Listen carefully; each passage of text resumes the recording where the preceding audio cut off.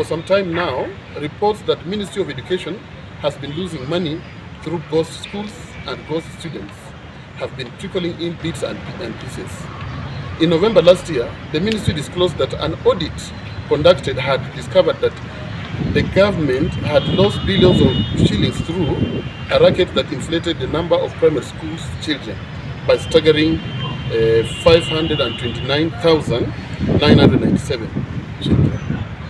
Now, the Public Accounts Committee has discovered and uncovered a ghost school in Kakamega through which one officer has minted millions of taxpayers' money. The Daily Nation in its report today has uncovered more ghost schools in Kisii, Kericho and Laikipia. We believe we are still scratching the surface. We believe we are in for a much bigger scam.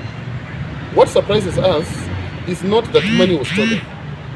That has become the new normal in Kenya. We are concerned about the silence of the investigative and prosecutorial agencies. Of course, someone created these ghost schools, someone wired monies to them, and someone collected those monies. Every year, through the budget process, we vote in hundreds of millions of shillings to the Education Ministry for two key issues. One is infrastructure money. Infrastructure money is given to schools, public schools, secondary and primary schools, so that they can be able to augment what CDF and the school boards and others in terms of infrastructure.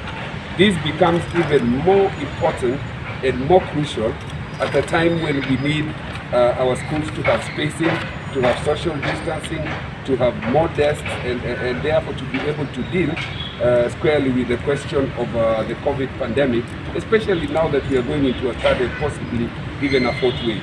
Then there is a question of capitation, that for every student who is in a public school, the government gives some particular portion of money to those students.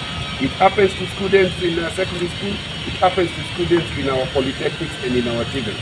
So for there to exist or unearth some 500 plus number of fictitious students who do not exist, it means then that over the period of years, and we don't know how long this has been going on, this money is voted to hundreds of thousands of students who do not exist.